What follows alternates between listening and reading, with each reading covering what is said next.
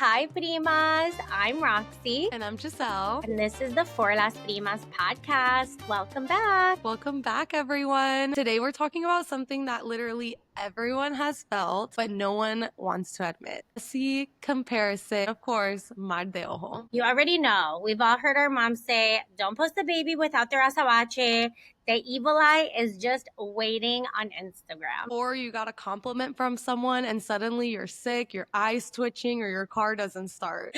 And your abuela's like, esa fue Mal De Ojo, mija, tráeme un huevo. So today, we're diving into how these feelings show up in our lives, especially as women in our culture and in the social media era where comparison is everywhere. And we're not here to judge. We've both been on both sides of it. So today we're breaking it down, sharing our stories, rituals, and how we protect our energy while still showing up for our primas and ourselves. So get comfy, grab your cafecito, your mocktail, light your palo santo, and let's talk about it. I love the Palo Santo. I am on vacation right now in Miami, and I don't travel anywhere without my sage. So I have it with me in my bag. Honestly, that's such a good tip. The other day I came home and I felt this really bad energy on me and I lit that palo santo immediately. And you were the one actually that taught me the difference between sage and Palo Santo. But I remember you telling me like that I needed to make sure to put it against the door, and any spirits that are not spirit guides need to see themselves out with the smoke. So that's a tip I learned from you that I take with me. Yeah, and I learned that from my cousin Yvette. Shout out Yvette. Shout out Yvette. Yes, she always has like really good tips like that because sage could also be welcoming sometimes too. So if you have like a really like warm environment, it might welcome like the wrong energies too. Yeah, you gotta make sure you're only letting the right ones in. Exactly. Side note, I really like your hair. It looks really good today. Thanks. I washed it just for this podcast. Let's start by saying, how do you deal with feelings of like, do you have feelings of jealousy or envy? How do you feel when you get those feelings? I think for a long time, I let jealousy get the best of myself and get the best of me in situations where I didn't know how to handle my emotions. But in terms of comparison, of course, like we live in the age of social media. I feel like there are times where, for example, if I don't feel great about my body, I'm like, oh my God, look at this other person on their social media and they're so fit and I don't look fit and people are going to think she let herself go. Which, like, who cares? Our bodies are beautiful, but body dysmorphia is a thing. And so there's definitely comparison there. Or sometimes I'm like, how do people make so much money? I feel like I'm working so hard and I see other people's lifestyles and I'm like, I want that. You know, it is a comparison game in a lot of different aspects of our lives, especially when we look at social media. It's inevitable. How about you? Yeah, totally. On the money part, like you, of course, like we can't compare like apples to apples, but like you also don't know if those people have like generational wealth because they're American and they've been here for generations and generations. I'm first generation and like we're starting from the beginning. That is so true. I know we're the generation that's building the generational wealth for the rest of our like families and generations to come. It's a lot of pressure. I think for me, like I normally like the jealousy that I feel is more comparison for sure. And when it comes to like relationships is when I normally have felt the more comparison of just being like, maybe I should be more chill and more like a gringa and not so like fiery Latina and maybe things would be better for me. But then you wouldn't be your authentic self. True. I mean, now I don't feel that, but yeah, I used to. I know. It's so funny to think about jealousy because I think I feel comparison. I don't feel jealousy. I think I feel really grounded in who I am, and I feel grounded in feeling really proud of all I've accomplished. I mean, I'm a first generation. I was the first one to get a master's in my family. I've been the first one to enter corporate America in my family, the first one to make a 6-figure salary in my family. And so I feel really good about where I am. So I don't necessarily feel jealous, but I do compare maybe successes with other people. Like I'm always Mhm. happy for what everybody has, or like people's house sizes. Like I do not own a house. I'm a proud non-homeowner. So I don't envy material things. I think where I feel the comparison is more, am I like too late to things, or am I ahead or not ahead? I don't know, like more life stages. I agree. I agree with that. It's not material things for me. Where maybe like in middle school, it was like, oh, I don't have Hollister or whatever. But He's now it's, limited too, and my mom's like, I'm not buying you $40 jeans. yeah, You know, yeah, yeah, at the for time, sure. $40 jeans were a lot of money. It was a lot of money, but I know. I wish they were $40 now. Yeah, but like the material things for me are not really like where I feel envious or jealous. I guess it all stems from like insecurity and insecurities in my relationships. And, I can be honest and be like, I'm reactive. And maybe, although you don't really know what people's relationships are like, but I think like, oh, so and so is probably not reactive as me. And then that's like where it comes from. But it's more like comparison and not jealousy. wait, I just had an epiphany that where the jealousy comes from, because we were trying to figure this out in the Fiery Latina, like where the anger Mm-hmm. comes from. The jealousy definitely comes, and I know you were raised this way for a fact, where if you came home from school and you were upset about someone, my mom would be like, she's jealous of you. 100%.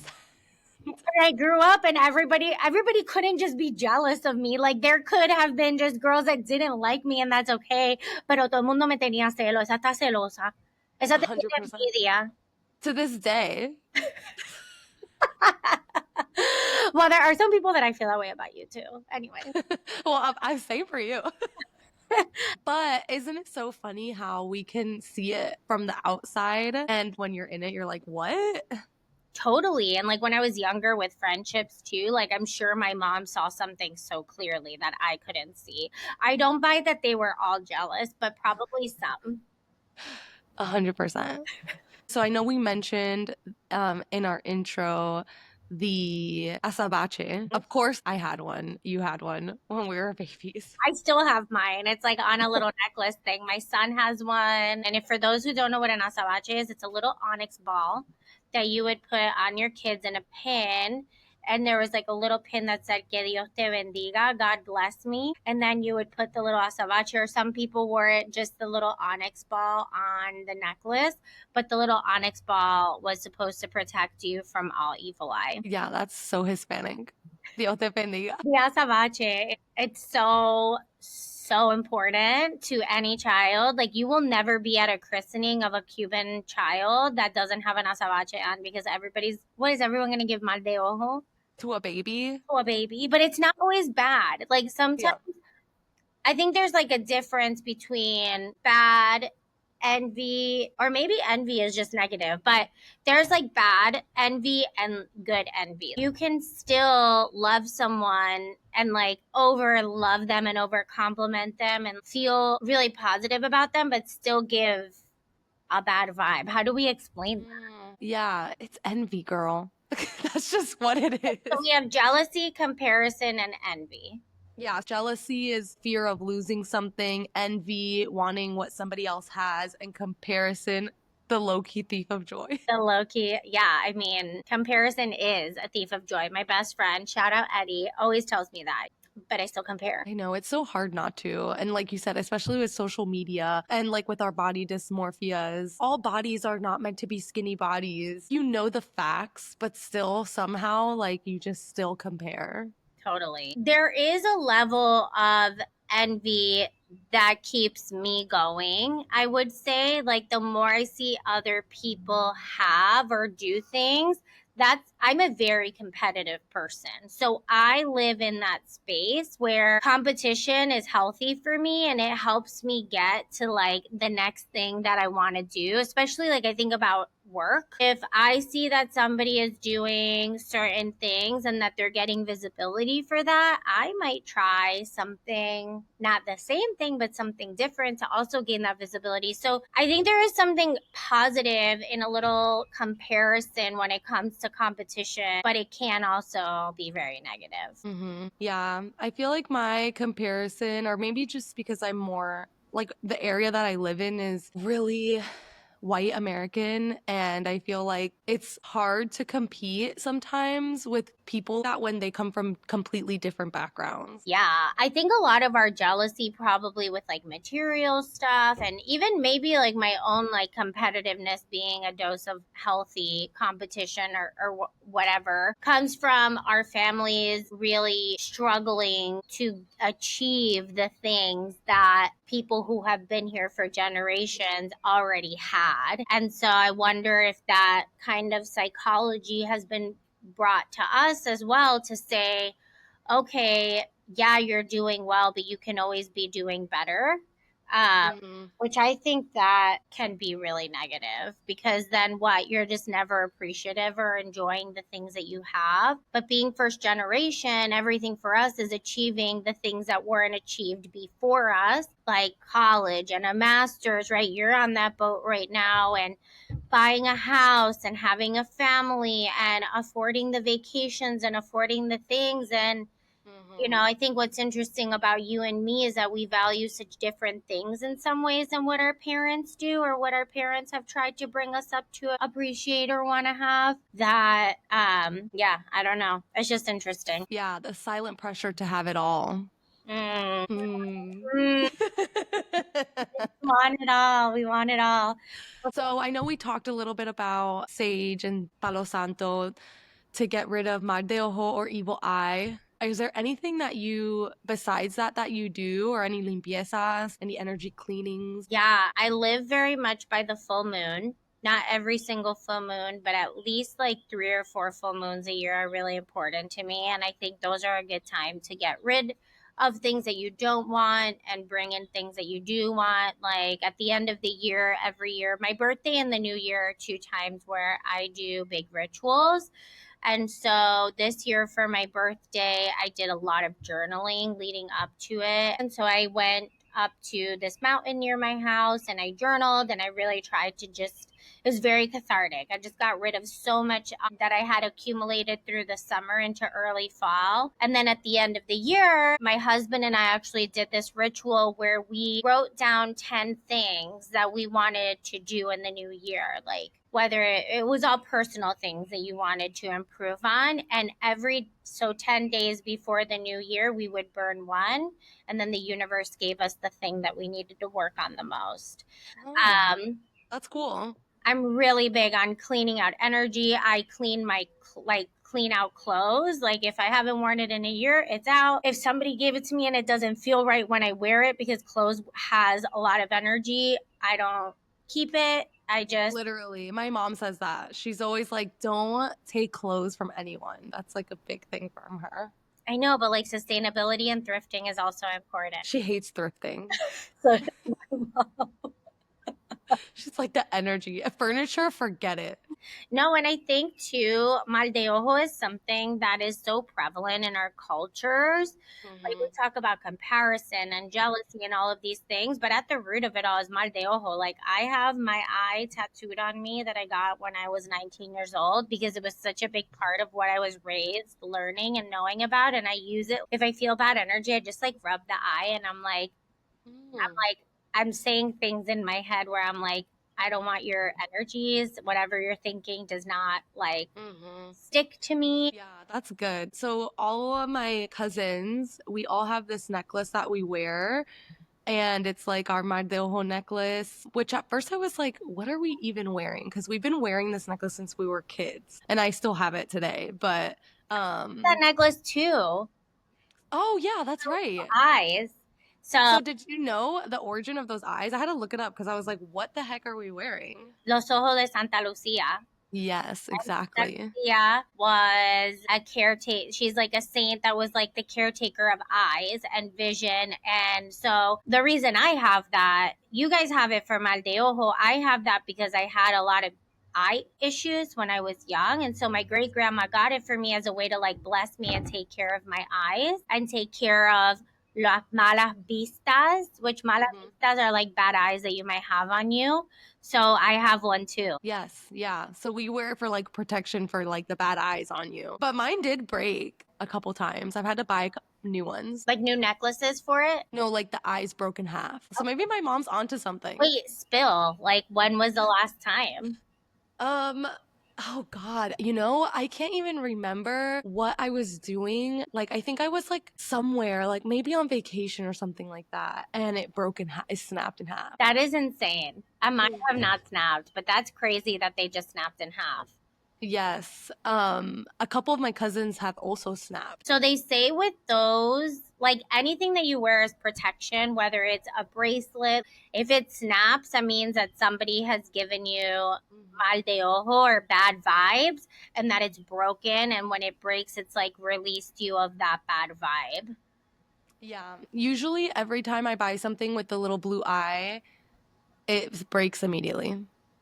Oh my God, Giselle. Somebody call somebody to help Giselle because that's I need a limpieza. Like, I really just need to like do one. So in Cuban culture, there's an egg ritual where you use an egg to clean up all the bad vibes. and then you throw the egg where? I throw it in a forest or something. Where? Like It leaves my house, that's for sure. yeah. Our grandmothers too were, at least my grandmother used to do this thing called santiguar. So anytime you were gonna leave the house, it's like déjame santiguarte, and she would like say this prayer over me. My grandma Mima would always santiguar me, make sure that I would leave her house like protected. But yeah, it's like a big thing where the energy is important, and the older I get, I mean, I've talked about this in our spirituality episode. I feel energy, and it feels like a tangible thing. It's not like believing in a saint that was a person that I'm like, what was that person? I don't know that person. Like energy is something that I actually feel, and I'm such a big believer of it. Like I will meet someone and within 3 seconds I'm like, not for me. Recently, I've been having some situations and I feel it like in my stomach that this is like bad, that this person is wishing bad on me. I don't know how to describe it, but I just feel it like right in my pit of my stomach. Yeah. No, I have felt that for you too with certain situations and certain people. And there's something there, and I can't explain it, but I feel it. Mm-hmm. I trust no one. Let's be real. But also, like, you're Scorpio, and I have a Scorpio moon, and we don't trust anyone. We don't, but it's crazy because that's not true. I do trust people, but I'm very weary. It takes a long time to build that trust. It doesn't just happen one day to the next. I'm like, okay, well, if I get a bad vibe once, it's really hard to come back from that for me. But I do. I just have such a hard time with that. But the older I get, the more I'm in tune with those feelings. Yeah, same for sure. Or maybe I'm just like listening to it more and making my decisions based on it, I guess. Yeah. Where I might have before just felt it and then ignored it or been like, whatever, maybe it's just me. Mal de ojo also is worse in the age of technology. Like I have a very good friend who barely posts her children because she's like, I swear every time I post my son, he gets sick or something happens. So true. So true. We have to be careful what we post.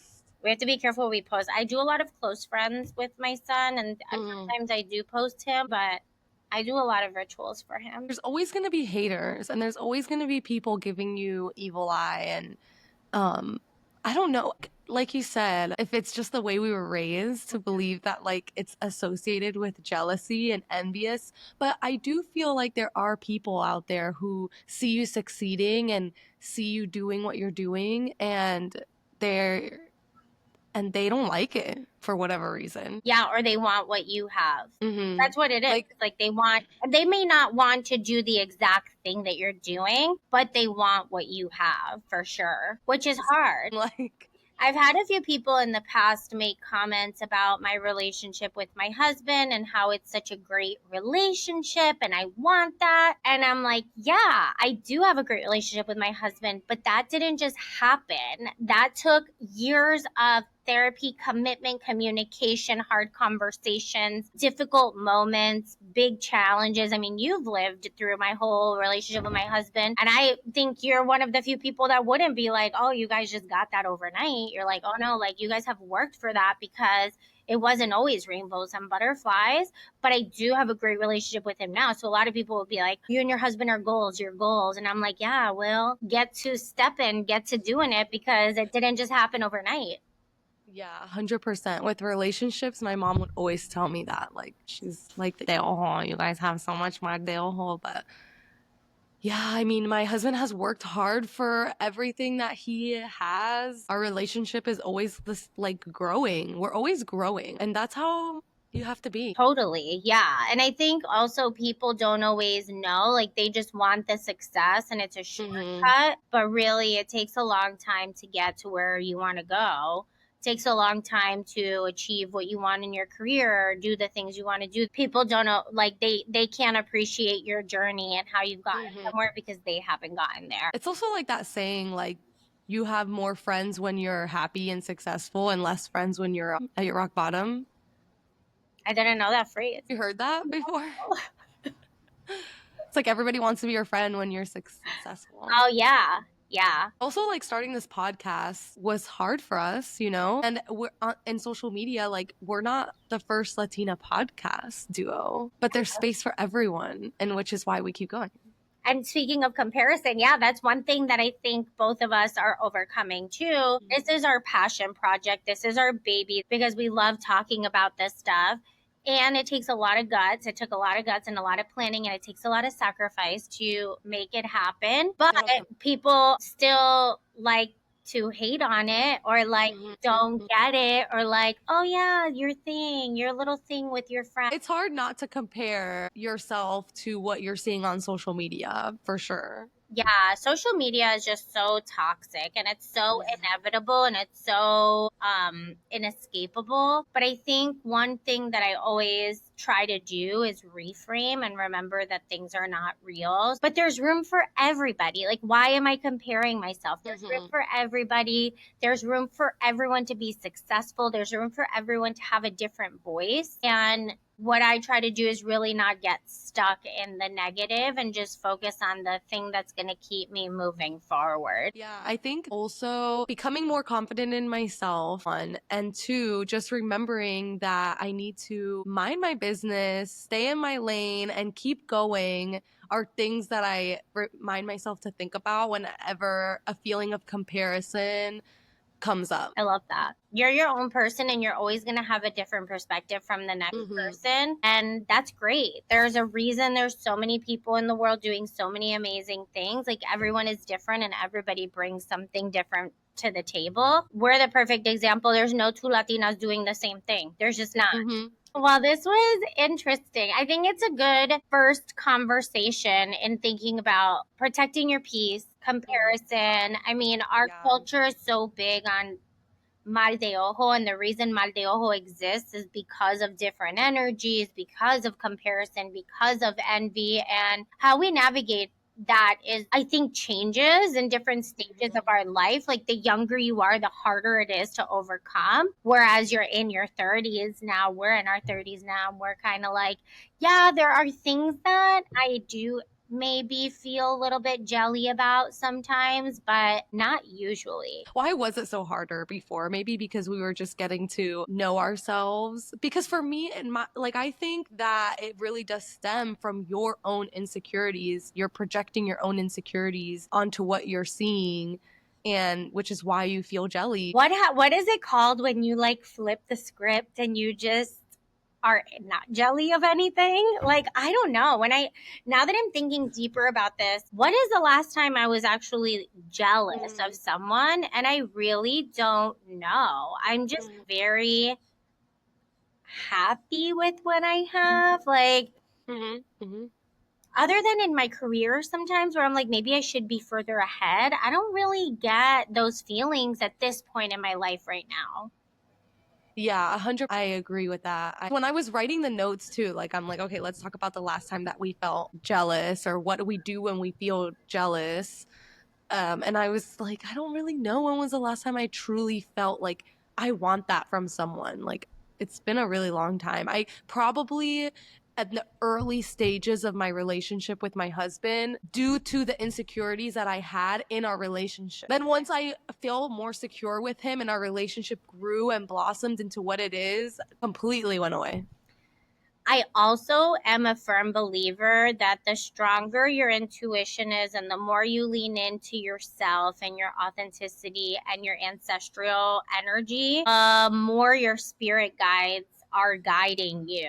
And I feel like I have really strong ancestral spirit guides that are with me all the time, that I consistently feel like I just get more empowered as I get older. I feel more secure. I feel more protected in a weird way, even though like I'm more of an adult and I have less protection like from my family or my parents or adults.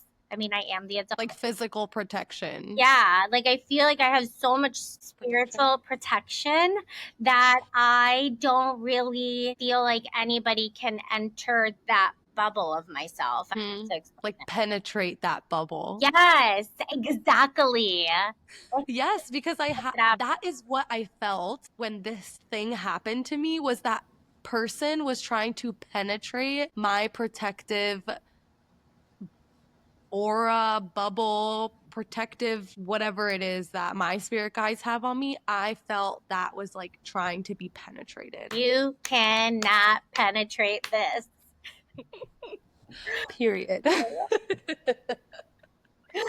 Oh my gosh. Well, to all of the primas primos listening, how do you all protect your own energy? I would love to know cross culturally what are the different Mal De Ojo symbols that people have? What are the rituals? I know other people have La Mano de Fatima, Hmm. which is a protective eye. And so we want to hear more about what your ancestral Mal de Ojo ceremonies, rituals, symbols are. Yeah, tell us if there's any other rituals that we miss and what you guys do to ward off the evil eye and bad spirits and protect your peace. Protect your peace, baby, at all costs. Should we cafecito and chisme? Cafecito and cheese, man. Okay, I always write it down on my phone. I have one. Oh, share.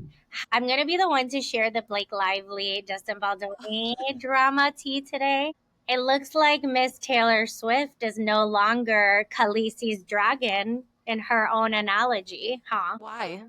Taylor Swift was brought into the situation by, I don't know if it was Blake Lively wanting her to pressuring her into making a statement. And basically, Taylor Swift's lawyers were like, LOL, we actually are not going to make a statement. Taylor was not involved in the making of this movie, was not present. Again, making Blake Lively look pretty dumb.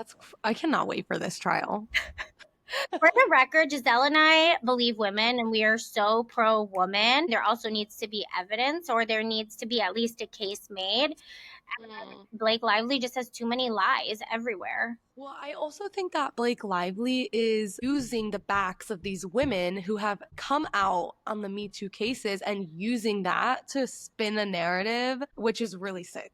It is really sick. And it's also a really privileged place to be because she was not in a power dynamic where she is a woman of power. She is a woman who is married to a very wealthy, powerful man. No, and if anything, she had more of a power dynamic over Justin Baldoni. Totally. So I just needed to make that That's crazy. disclaimer that we're not Yes. anti women, anti Blake Lively. We're just anti Blake Lively. Mm-hmm. Yes, yes. Much needed. Did you watch the Bad Bunny performance? He was back on Saturday Night Live. Did you see his performance with Right Now? That performance, that man, that woman, are they together? Like I was convinced. I was like, oh my god. When they were doing the credits and Scarlett Johansson was like saying the thank yous and whatever, there's a clip where they zoom into Right Now and she is just staring at Bad Bunny like the entire time. And we're all like, yeah, we are her. We are her. Yeah. I bet she couldn't believe that they had that much intimacy. I feel like they made out at the end. They cut it, but I'm sure that they were. And if I was making out with Bad Bunny, I would also be staring at him at the credits. Absolutely. Absolutely. She is all of us. There's a Selena documentary coming to Netflix. Selena Quintanilla. Yes. Oh my God. Sorry, Selena documentary coming to Netflix. That is exciting. Are they going to interview like her family and stuff? I think so, yeah, and like the people that were in the band with her and stuff. Oh my God. So excited for that. She's the queen bee. Yeah, that'll be really good because it's nice to finally hear a documentary and not like a remake. Yeah, of her life for sure. Yeah, so that's cool. That's pretty much it. That's good. That was good. Cheese. I'm excited. In a few weeks, Giselle and I will be together, recording together. So the reunion is coming. Thank you all so much for listening to our pod, and we'll see you next time. Bye.